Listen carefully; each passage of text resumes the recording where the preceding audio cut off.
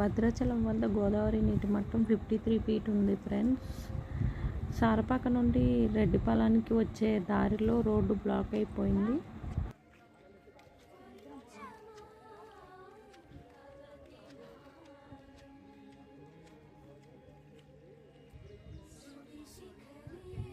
మేము మా family members సరదాగా అలా గోదావరి చూద్దాము ఎంతవరకు వచ్చిందో అని చూడటానికని వచ్చాము.